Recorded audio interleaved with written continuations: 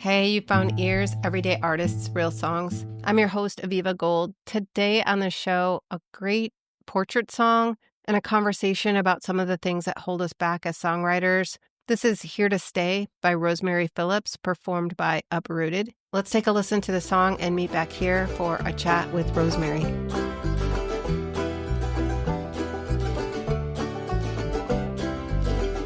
Just 18, this dream's begun. Gone to college, gonna be someone more than just a poor farmer's son. Then came the call that changed his plans. Your daddy's ill, he can't work the land. The money's gone, and we need your hands. Rock to soil and seed to grain. I will return to the farm again. Ashes to ashes, dust to dust. And I know I'm here to stay.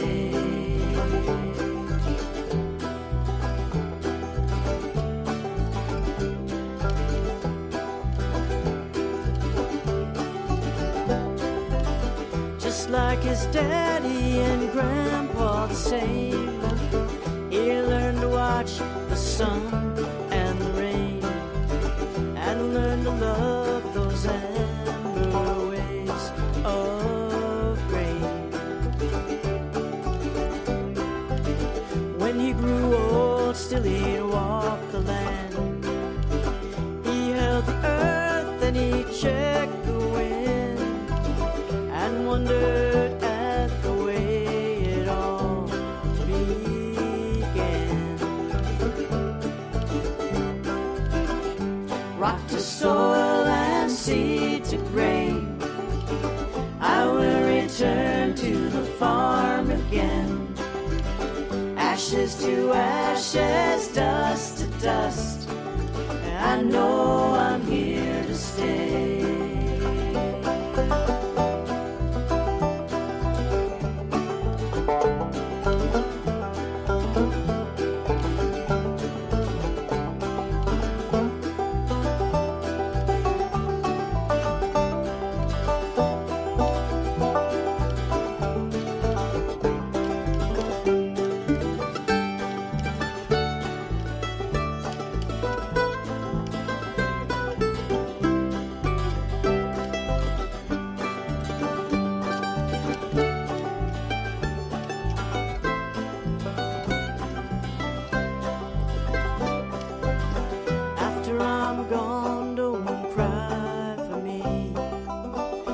Watch the wheat, and there I'll be. And if you can, please do one thing for me. Take my ashes to the highest hill, and let the wind take them where it will. Let me return to the land I love so.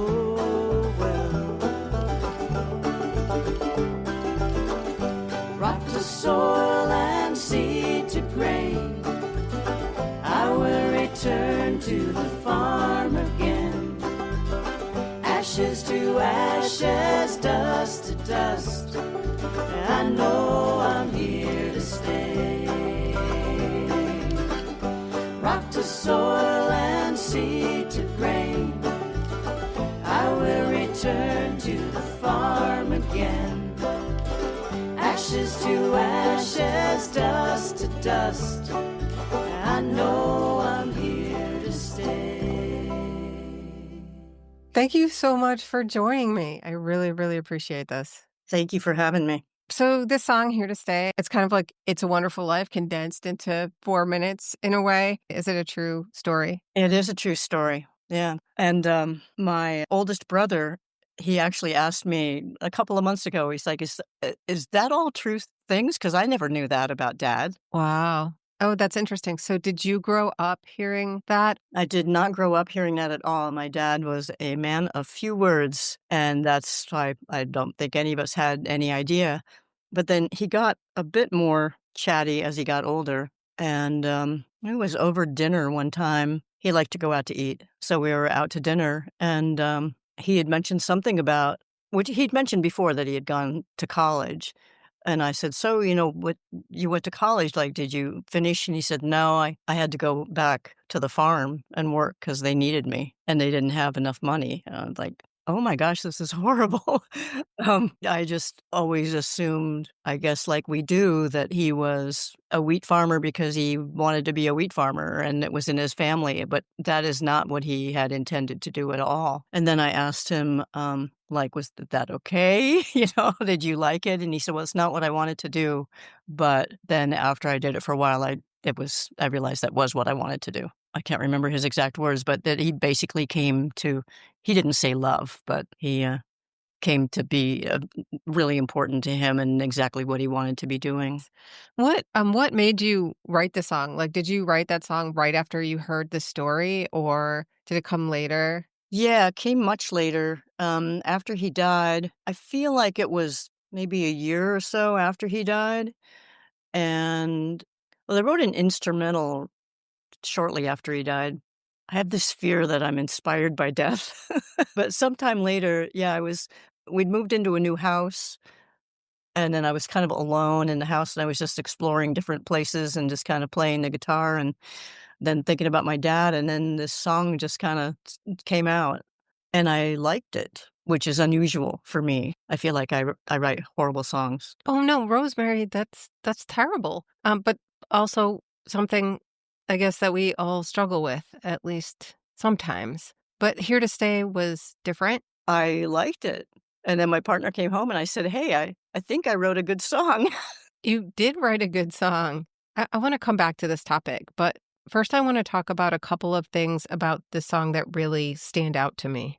One, you said you just kind of sat down and wrote it. The structure of the song, like the verses they're like 3-line verses, as opposed to like what it would be like a more standard four. It kind of gives that third line. It's super interesting and it gives those lines a lot more oomph and power.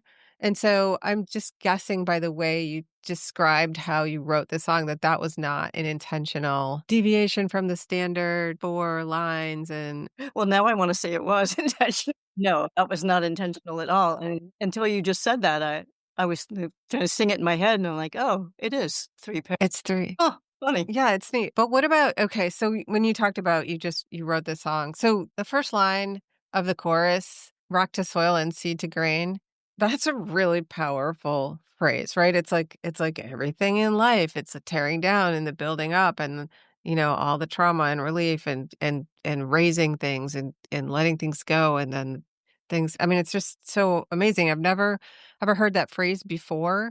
Is that a thing that people say where you're from, or did you write that phrase? It's so good. I mean, I remember writing I mean, it took me a couple days finessing it, but, yeah, when I wrote I like, "Is that weird? Like, is that a weird thing, like rock to soil, or see" I don't know, it seemed is it strange? And it again, I think it just sort of came to me, and I was thinking, "Well, that's kinda wild." Yeah, it is kind of strange. Like, I think the reason I asked you that question that way was because it has like a strange quality, but also like an old world quality to it. Like, maybe that's something that people used to say back in the day, rock to soil and seed to grain. People do say ashes to ashes and dust to They dust. sure do, right? Another line, that's like, in so many songs, Uh-huh. but no, yeah, and I still and when I think about it, I think that's a weird line. It's so good. Was that the first line that you came up with, or how did the song start?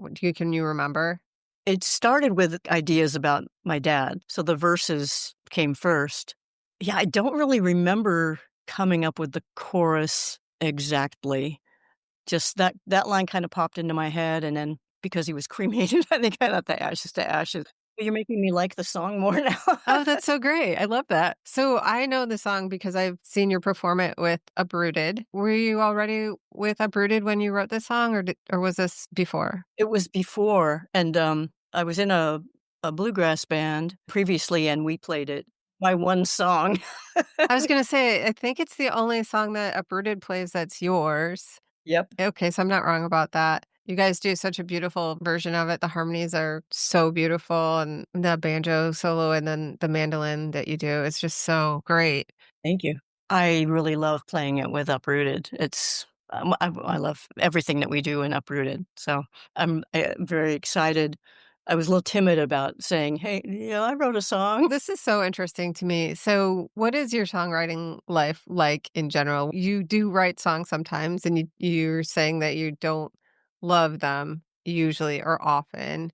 What makes you sit down and do it? I just keep thinking that I should be able to do it. I love music. I love to write. I actually think I'm a good writer in terms of just writing in general, creative, and so I like what I write, and I like music. So I think I should be able to put these things together. I have a lot of partially written songs. I just go, I think that they're, I don't know, trite, Mm. or they're just not going anywhere, or they're not saying what I want. But I sort of keep coming back to it because I feel like I should be able to do this. I just get in my own way. Yeah, that's what it sounds like. I took a songwriting class, an online class, and one of the things the instructor mentioned was, "Hope everybody's doing well, hope you're not too tired.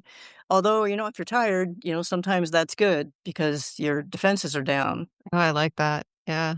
I think my one of my problems is self-censorship. Mhm. When you're grieving because someone died or something traumatic, like a breakup or something, your defenses are down. Yeah. Oh, that's a really good observation. Yeah, I think there are times when things just sort of, come through, or, like that song, I did work at that song, but it also just sort of partially just sort of appeared, so sometimes I'll write something like some prose or a letter or anything like that. And I just think, well, that's kind of neat. I don't know where that came from. It just creativity sometimes just comes out.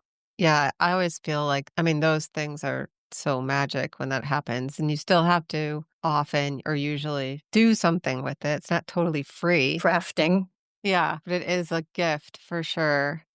And I think, I mean, part of why I'm doing this podcast is I'm just really curious about like some of those things. Like, where does that come from? And then also, like, what is it about song that is like that's so magic? But I think, yeah, it's maybe kind of related to what you're talking about. Like, there has to be something true or honest. I mean, I think that's sort of what the magic of this song, "Up Here to Stay," is it feels really true and honest and big and small at the same time. And so, yeah, it's really hard to recreate that. So your other songs, did your other band, like your bluegrass bands that you played with in the past, did they do any of your other songs Nope, nope. This is this is one of the few songs I've actually ever played for anyone. for anyone? Yeah.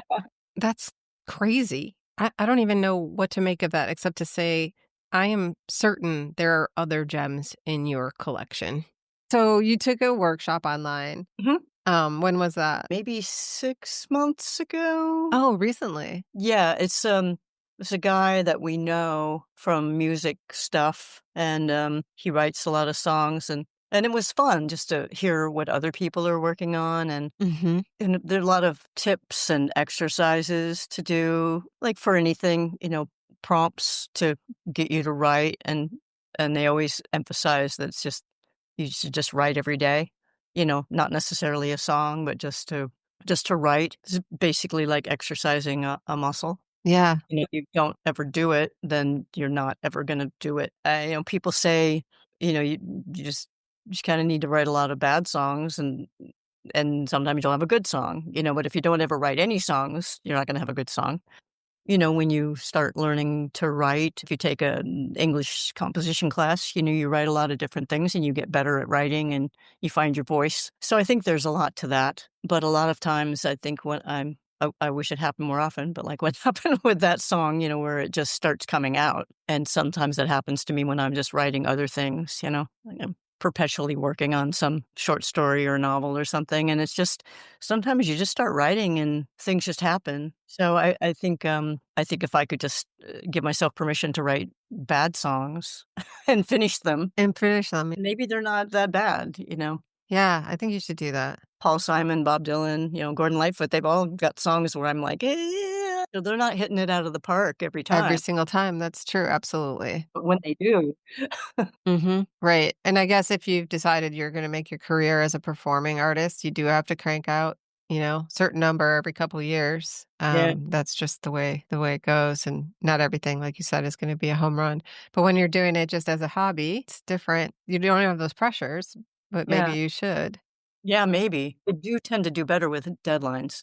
Yeah. So you mentioned that you wrote this song, Here to Stay, on guitar. Do you ever write on mandolin or anything else? I've written, instrumentals, some on the mandolin, but when I started playing the mandolin, it took me a while to get so I could sing and play at the same time because I had to think more about the chords and things, and the guitar, I started playing when I was a teenager, so it just seemed so natural, and I started, singing and playing, so those things went together, and then the mandolin, I thought of as an instrumental instrument. It took me a while to get used to, singing and playing on that. Then I've been learning the banjo, like old-time clawhammer banjo, and, I feel like it would be fun to write songs Mm. because it has a different quality that kind of makes me feel things. Like I can imagine writing a song, and sometimes that's just playing a different instrument can stimulate that sort of because guitar, in a sense, I feel like I just play the same old chords. Yeah, there's a interesting sound, and it could be just a common chord, but it has a, like, more haunting sound or, Mhm. so I feel inspiration. It's coming on, Rosemary. I'm so excited. I can't wait. You're inspiring me to write more. Oh, I love that as a possible outcome of this podcast project. Thank you. Is there anything else about Here to Stay that we haven't talked about? What I like about playing with Uprooted is how, we'll have a song and then we'll figure out how to put it together, and then it just takes on like a group life. There's just the song, but then we do this with Camilla's songs and with songs that we're just doing cover versions of where we collectively just like, well, what about this and what about that? And then songs just become more. That's definitely the case with that song, and it's so special. Like I have some albums that have demo versions of the songs on them, and you hear what it sounded like just the way they wrote it, and then the way that they perform it with the group. And it's just amazing how that can develop. I love that process. It's probably one of my favorite things about being in a group. And so the fact that it happened with one of my songs it's very exciting for me. Agreed. That is truly one of life's special joys. Rosemary, thank you so much for spending this time with me. Here to Stay is on Uprooted's Halfway to Where I'm Bound. It's available to stream in all the usual places. If you'd like a CD of this album, you could reach out to me at EverydayArtistsRealSongs@gmail.com and I will connect you. Rosemary Phillips, everyone. This has been Ears. Thanks for listening.